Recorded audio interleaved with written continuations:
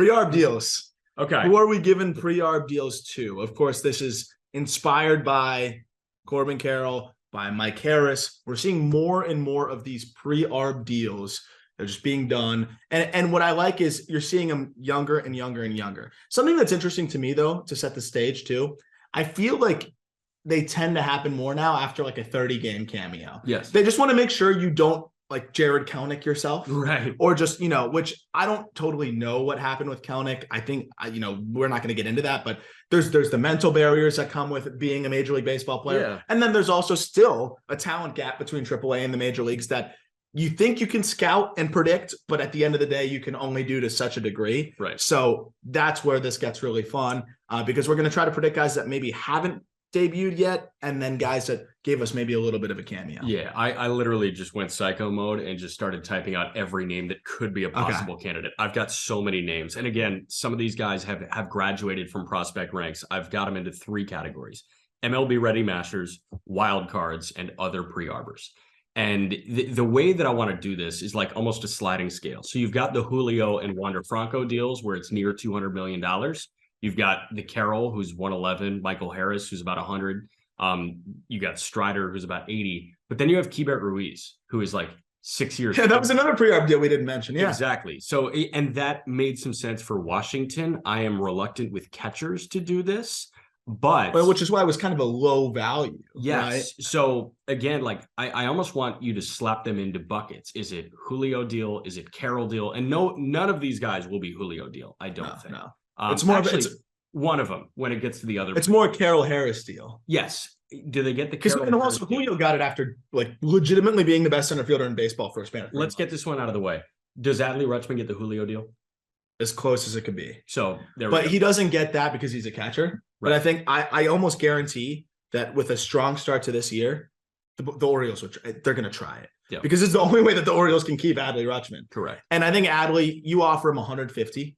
With escalators up to 200, he's taking it. Absolutely. He's taking it. Absolutely. And yeah, you could say that's risky for a catcher. Adley is a 90% zone contact guy with power as a switch hitter. He's an excellent hitter.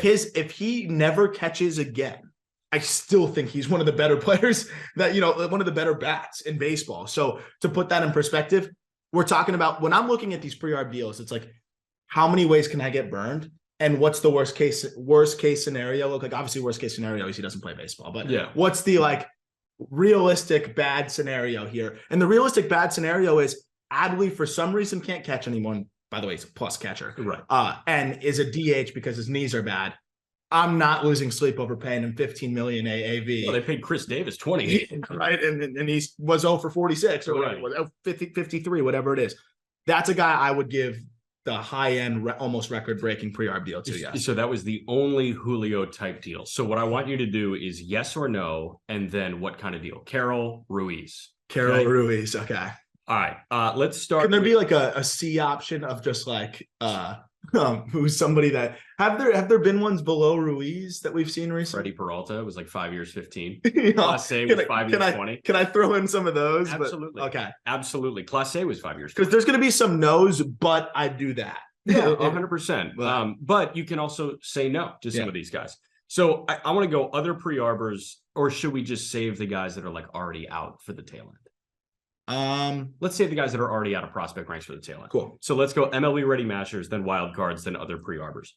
MLB Ready Masters, Gunnar Henderson. I'm just about ready to give him. I'm ready to give him the Corbin Carroll deal. Close to it. I guess I get the Michael Harris deal. Yes. The Michael Harris, which is $75 million. Perfect. Right there. No brainer. I mean, you just talked to him, by the way, on Show and Go. Yeah, go listen to that. Jack has a podcast with Taylor Davis. This is a conversation I can't wait to listen to because I know some funny things happened when you guys weren't recording. He lives with Adley and stuff. And like he was like taking you guys around the apartment. But you guys get interviews all the time. Taylor's probably one of the most connected guys in pro baseball. It's crazy. Talk to Gunnar Henderson on there, and that's an interview you should definitely check out. Hopefully it went well enough for him that we can talk him into coming on the call up in a little bit too. 100%. I also asked him about the Corbin Carroll extension, and obviously he didn't say like, yeah, I want it. Yeah, I want $100 million. Right, exactly. Good answer, which gave a great answer. So go listen to the call up in regards to Show and Go. Yeah, go listen to Show and Go. Podcast. Too many pods, man. Jordan Walker. So Jordan Walker, there's a lot of hype around him. And this is a fun one because I think and we're about to go watch him, has a good chance to be a superstar. Yeah. But a lot of pressure on the bat. Too much pressure. Too much pressure on the bat. And there's a lot of swing and miss concern here. Yeah. I think he's going to hit enough homers and hedge it enough to be a great player, but I don't think I'm giving him a Corbin Carroll deal. No, and he's not saying yes to the Ruiz deal right now. And he's not saying yes to the Ruiz deal. So no. And that's why I don't think we're going to see Jordan Walker take an extension. For him, if I were his agent, I'd say bet on yourself. Yes. If I'm John Mozeliak, I don't know if I could risk it. Yeah. I'm offering him maybe above something between the Ruiz and the Mike Harris deal, yeah, which is between 50 and 75. He's saying no, and we're riding it out. Yeah. And if I'm the St. Louis Cardinals, that's the best way to do it. This profile, and I know someone, but he's Jordan Walker. I hear you. Yeah. It's too risky of a profile. It's nothing against Jordan Walker. It's just the profile. I understand. And when he hits 50 in RB or 2, he's going to make 300 and that's the risk that you are willing to take because like that's a great problem to have. 100%. I'd love to be like, it's going to cost us more now, but he hit 50 in ARB2. And we know that Goldie and Arenado are coming off the books at that time. Yeah. So like they're going to save their money to pay the Walker and Win if they do. I'd rather do that than, be on the hook. There's been a lot of prospects that look like Jordan Walker type that just don't hit enough. For sure. That's where I'm at on him. For sure. Brett Beatty. That's a guy that I think is a little bit safer in some ways. I think the swing and miss is less concerning. I think the Mike Harris deal is too high for him. I'd offer him a Ruiz deal. Yeah. I don't know if he takes it though. He's a tweener. I think he is an everyday guy that will masquerade as a platoon guy this year. Yes. And I wonder if he takes it. I don't know if he would. I think he's a guy that would be smart to bet on himself because his hit tool is there. Like he's an above average zone contact guy and he hits the shit out of the ball. Yeah. It was just getting it in the air. Can play third at now an average level. I'd offer him something between that. And he's going to say no. He's probably going to say no. Here's my thing about Beatty. I think you have a really good prospect on a really good team with some traffic in front of you. And even if the traffic isn't as good, Eduardo Escobar is a good player. His ceiling is a 10th of Beatty's ceiling.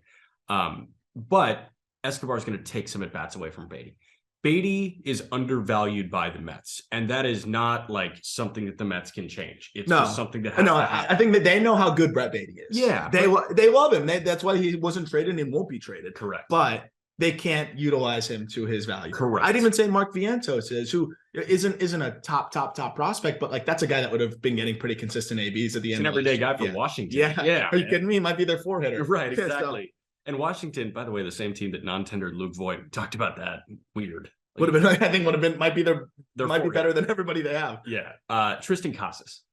That's a guy that I'm ready to give him the 75. You're okay with the earthing thing that he does? Yeah. The Red Sox. Apparently his teammates aren't, but he's been scorching it all spring. This is a thing too, and I can only speak to it with certain guys, and the guys that I know have this makeup aspect to it. Yeah. I will speak to. The guys that I don't know anything about, I won't speak to it. For sure. I've heard nothing but good things about Tristan Casas' work ethic. The things that his teammates didn't like are the things that have got him to where he is. Yeah. Right. Which is the naps in the clubhouse, the laying in the sun before the game. This isn't him just being lazy. This is him this is his routine. This is meditation. This is meditation. This is what he does. Like this kid has been bred to play baseball, and his brother's crushing it in the SEC right now. At South Carolina. Yeah. But this kid was committed to the University of Miami in 8th grade. Right. Like he has been a baseball player through and through, was the youngest Power 5 commit, I think, ever, and then a first-round pick out of high school. He has his routine, but it's impressive. What he does in the cages is so particular. All of that to say, like, this guy will always find a way to hit. He is a first baseman, though. And I think that is worth noting. Like, that's going to probably price him a little bit lower, but he's going to be worth more than a Keibert Ruiz. I think you offer him 60, 70 million. He's a confident guy. He might not take it, but I think that's a deal. And I think there's been reports about it, like a pre-arb deal for him. And I think he said, like, I'd love to play my whole career in Boston. So this is a guy that I actually think will get offered the deal because the Red Sox have been surprisingly cheap as of late and want to show that they're locking up the core. Right. You're not getting burned on this one with his bat. He even if he strikes out 20, 25%, I have a lot of confidence that it won't exceed that. So I would give him a pre-arb deal. I would. And if we know anything about Chaim Bloom, it's that he wants to treat Boston like a small market. So yes, pre-arb is the MO for small markets. Yes. So I can see him doing that with Meyer down the road and Casas. 100%. And in the words of Kevin Durant, I'm me, I do me, and I chill. And that is Tristan Casas. Yes. Curtis Mead. I think you give him the Keybert deal and he takes it immediately. Absolutely. Mead, awesome dude, by the way. Mm-hmm. He's Australian. I've never met a shitty Australian. So that was one. So Griffin Conine texted me after one of the games that they played him, and he goes, "Did you know Curtis Mead was Australian?" I was like, "Yeah." He goes, "I had no clue. I hit a single. I get to first base, or maybe it was that he got to third base eventually." And he's like, "Nice swing, mate." And he was like, Griff told me, he's like, "Wait, what?" He's an international free agent. Right? Yeah, international free agent traded for Christopher Sanchez. He said for like no one knows what his bonus was. That tells me it was probably a minimum. Right. This guy will take $50 million in 2 seconds. But Mead, versatility. He's not going to be a good defender, but he can play third. He can play first. Could get by at second. That helps. But above average hit tool and plus power. Yeah, that profile is going to play. Yes, and then good dude.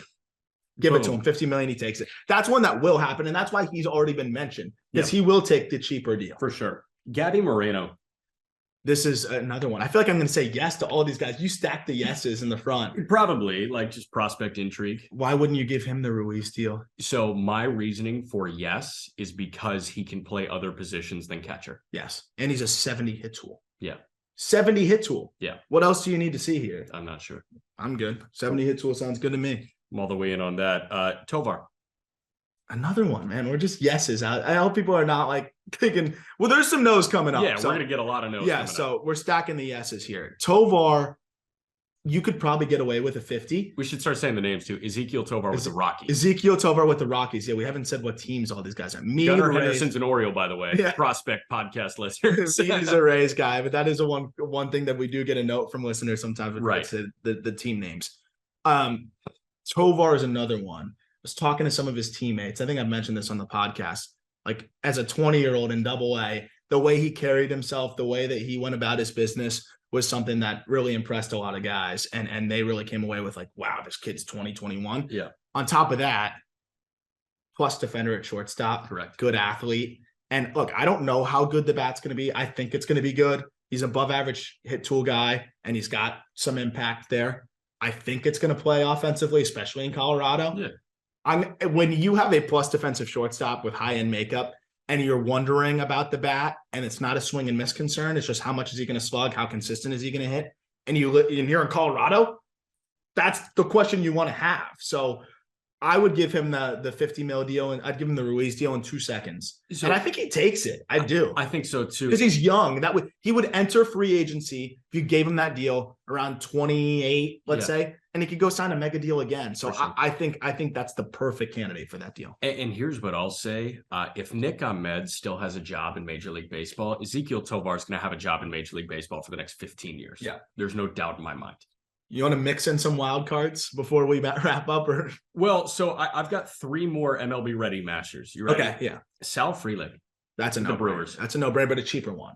Yes. Frelick's a cheaper one. I guess it's still valuable because people are wondering like what context of each bracket they would go in.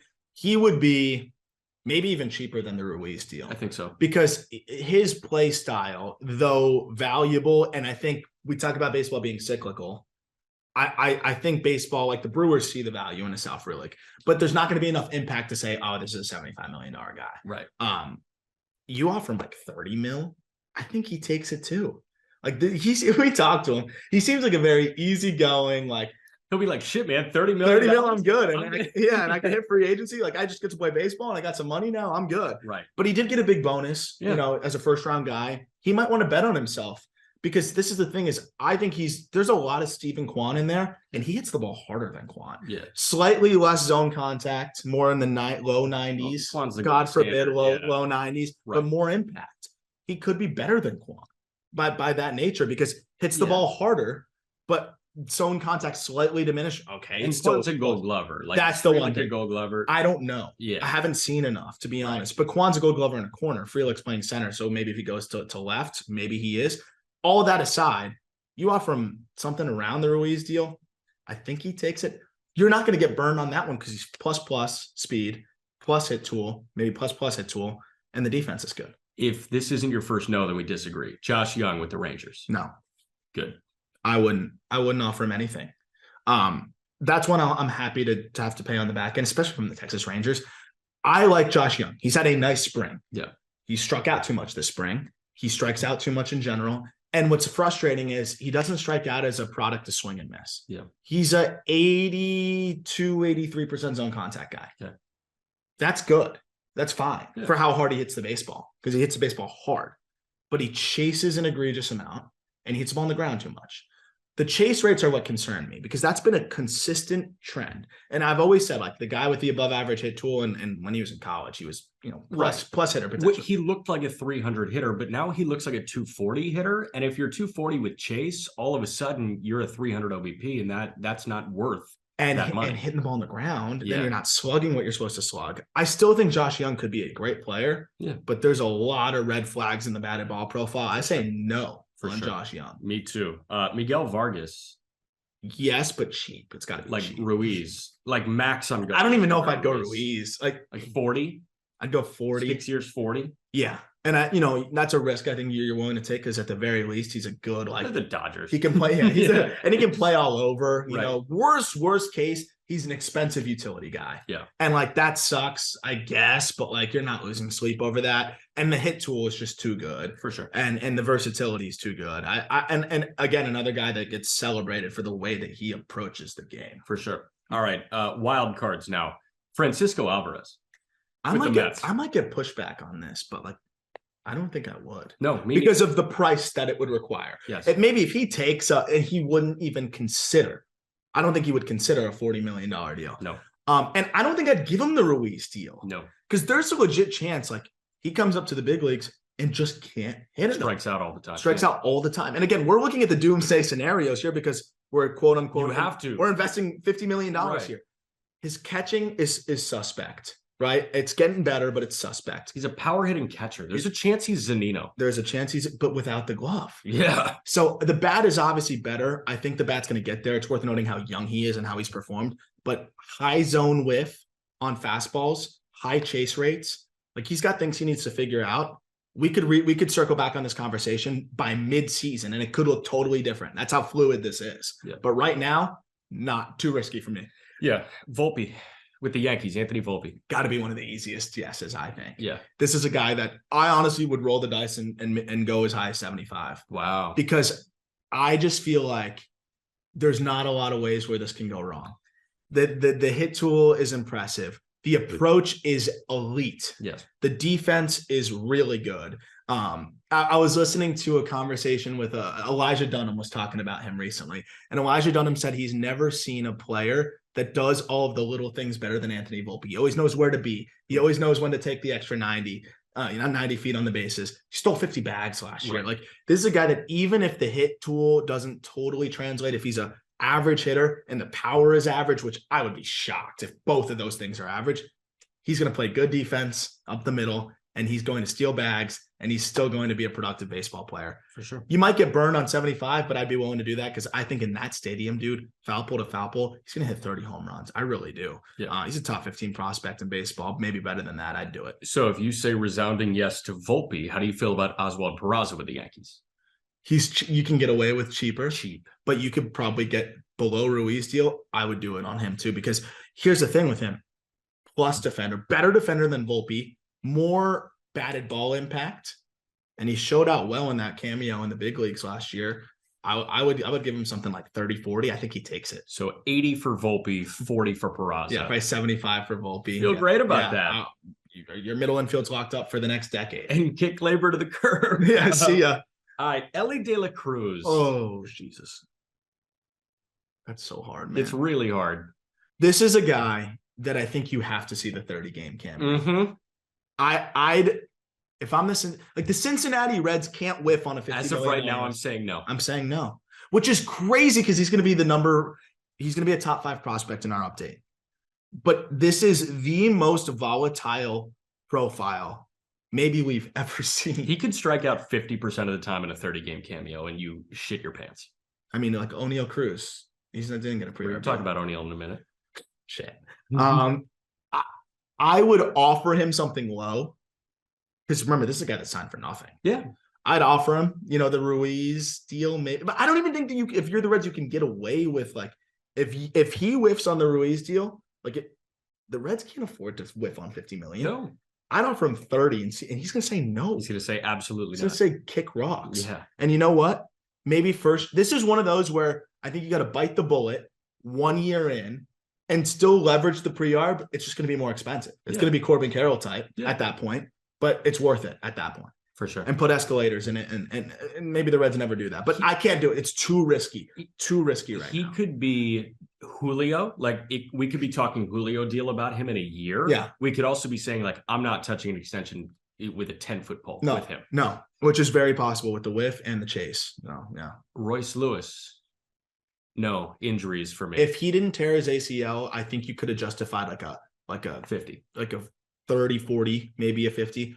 I think Royce Lewis is figured it out. As him with a capital H. He's figured it out as a player. I don't know if his body has figured out how to withstand a full season. Fair. No, but he is going to be good. I really do believe that. Jordan Lawler. Oh. I think we're a year away from this conversation with Lawler. Yeah, we're too early on Lawler because he struggled in Double-A at the end of last year. Not going to dock him for that. No. But I need to see him hit against upper level pitching. Athlete, good tools. He's going to be a good player, I think, but it's too early. And the only reason I say maybe yes, and there's no urgency on the Diamondbacks front because they do have 6 years of control with him. But the only reason I say maybe yes is we've talked about it. And the only position with zero intrigue in the Diamondbacks organization is shortstop. Yeah. Aside from Lawler. And Ahmed and Perdomo split shortstop duties this year. No, it's brutal. It sucks. And his athleticism gives him a good floor. Yeah. And, he's got better bat to ball than I think people would expect. Yeah. Andy Rodriguez. This is one of the more easy yeses because he's going to be cheap. I think because he's a guy that really broke out in a big way last year. We've been on him for a while, but statistically speaking, it's really only was last year. Good catcher, but could play. He can't play second, by the way. I texted you that recently. Right. I did the infield tip because we were always like, he could play outfield, he could play first, he could play second. I watched the video at second, dude. No. It's a disaster. No. It's a disaster. So eliminate second. He can't play second. But he can play the outfield. But he can play the outfield and he can play first. And he's a switch hitter who's a plus hitter who lifts the ball and has the power. If you gave him a Ruiz deal, I think he'd take it in 2 seconds. Yep. And I think that's one that will not burn you. Yeah. Logan O'Hoppe. I love O'Hoppe. He's going to be a top 35 prospect for us, but he's a one-hit wonder. I don't give this deal to true catchers. No, hard and fast. O'Hoppe is a true catcher. Yeah. Alvarez is a true catcher. I do not give this deal to true catchers. No, it's one-hit wonder. I think you could feel really good about it after this year. He's going to play in the big leagues this year, maybe opening day catcher, but it's too early. He's looked good this spring though. Yeah. Eating my words. We talked about Adley. That's the only true catcher that I give a Julio type deal to. Bobby Witt Jr. Yeah. I mean, Carroll? Yeah. Close. Slightly less. Yeah. Slightly less. But right there, Bobby Witt's got, even the down year we talked about it. His down year was 2020 last year, right? Yeah. We're getting 2030. Right. We're getting into the non-prospect range. So now we'll just do yes or no and one sentence why each, and we'll go rapid fire. We'll get through 10 names in 5 minutes and call it a day, right? Because we don't talk about these guys anymore. They graduate. It's like salute, bon voyage. Old heads. Riley Green, yes or no, why? Yes, I think he's going to bounce back in a monstrous way this year, but I don't know. Do you do it now or do you do it after he bounces back in a monstrous way? I would give him 75 by the time he plays the way he does this year. No, try 50 now. No, he's going to say no. He's going to say no. So no now, yes to Michael Harris after this year. Yeah. That's my thought. O'Neal Cruz. No. Just no. There's just too many variables here. Yeah. There's just too many variables. I'll just leave it at that. Offer him the Ke'Bryan Hayes deal. What was that one again? That was 8 years, 70. But Ke'Bryan, the thing with Ke'Bryan is even if that guy never hits, we just saw him produce 3 F4 off of just elite defense at third. Now, what I say is the Pirates need to sell tickets bad. Do you know how many tickets O'Neal Cruz sells over the next 8 years? So many. Does he sell them in 3 years in if he's hitting 210 with a 40% K rate? I don't know. How many tickets is Javi Baez selling? No, I don't know. Ask Tigers fans. As Tigers fans, right? But I think O'Neal is like more of an alien. No, I agree. He hit a ball 122 miles an hour last year. So I think you try something below that, though. He's too volatile. You're right. And I think he says no. Because he says no and just let it ride. His ceiling is a $300 million player. Correct. His floor is out 205. His floor is out of the league. Like, it's Ellie De La Cruz. It's like his floor is a few different teams try him and hope that he figures it out, and then that's it. Yes. All right. Quicker. CJ Abrams with the Nats. No, it's looked too bad. Yeah. I still believe in him, but no. No, because of, him not doing anything. He's barely played professional games too. Like he's barely played in the minors. Like we've barely seen CJ Abrams. So give him time, but give him time. Jeremy Pena with the Astros. To me, that's a no-brainer. I don't think he takes it. Yeah. But I think you could offer him up to 75 and feel good about it off of the glove and power alone. I say yes, offer him the Michael Harris deal. Yeah. Yeah. Stephen Kwan, the Guardians. I think that's a no-brainer. And I think he'd take Ruiz in a heartbeat. I think he takes 50 in a heartbeat. Yeah. And this guy will never be bad. He was one of the best outfielders in baseball last year. Yeah. He will never be bad. Vaughn Grissom with the Braves. Wait. No. Yeah, for me, it's no. Wait. I mean, we don't know if he can play. I think he can play shortstop. I do, but I don't know if he can do it through the rigors of a 162.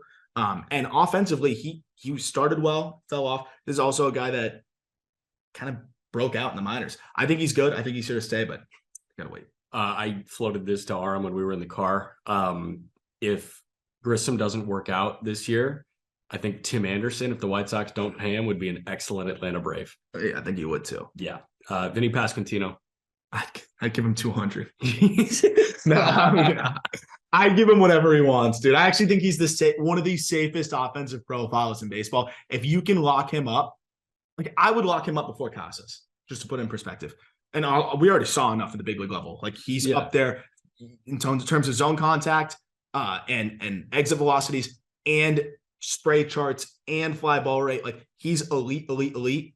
I would give him 75 and not think twice about it. Yeah. All right. 3 more. But I want more years. Understood. 3 more, and then we're going to have a pitching conversation. This is a pitcher, but Yohan Duran. I give him Class A, 5 years, 20. Yeah, that's it. That's my max. Yeah. Because it's just throwing splankers, dude, and do this with your elbow. You feel it. You feel it. I was talking to some guys in the Marlins org about it and they feel as though it does mess with your elbow, but they're like, we're just trying to get to the big. We don't care. So exactly. That's what it's all about, man. Andrew Vaughn. For me, no. As a White Sox person, no. No, I think he's gonna hit this year, but hit. Yeah. Randy Arozarena with the Rays in Mexico. No. He is what he is. And that's not going to be overpriced. And you're trying to buy out guys that are going to be super expensive on the back end. Randy Arozarena is going to be what he is, which is a good player. Yeah. But you're not going to be even the Rays won't be priced out of Randy Arozarena. They won't pay him because they won't see the value in it. But 100%. All right, real quick. I am hard and fast. No pitchers. No. Just about no on everybody. The Marlins bought out a couple years of Sandy Alcantara. That is the epitome of who you pre-arb. I do right? I do it in year 3. Yeah, which is what they did, basically. Yeah. And they bought out 2 more years. But it needs to be a durable arm. It needs to be somebody that maybe already underwent the Tommy John. And how do you prove durability? By being around for several years at the major league level. Challenge. It's a catch-22 kind of there. You know what I mean? I would say almost no on any pitching prospect. Not pre-arbing Grayson, Painter, Yuri, not. That's what made the Strider one very fascinating to me. Yeah. But I think at the cost, what was it, $75 million? Yeah. They said, all right, we'll take that risk. Yeah. I don't think we'll see it much with pitchers at all. I know Craig Mish floated Yuri Perez and the Marlins. That's another one of those candidates that it's a cheap team that needs to lock up their players. They might, and Yuri Perez was not a high signing bonus guy. But what has Yuri Perez proven against big league hitters? He struggled this spring. Yeah, and also who knows how his arm holds up? I hope it holds up. He's big and athletic, and it's effortless. But dude, how many big athletic effortless guys? Shane Baz looks like he's flipping it in over home plate, and he has been dealing with some arm issues. So I think you almost never do it. unless it is the bargain of all bargains, or it's 3 years in and you're buying a couple years on the back end. So I don't think we'll see many pitchers get these kind of deals. That's it for me, man. That's it for me. This was fun in person doing this, and we're going to be covering the World Baseball Classic really in detail. We'll be there through the quarterfinals, semifinals, and finals in Miami, but also some interviews coming up on the next couple weeks on the call-up as well. Looking forward to going to see Jordan Walker and Mason Wynn. We're going straight to that from here. We'll give you our thoughts next week on what we saw and a little bit more there, but keep up with everything on the World Baseball Classic on justbaseball.com. Look out for some more prospect lists coming out, and the top 100 coming out in the next week or so as well. As always, thank you for listening. Look forward to talking prospects with you next week. Great episode.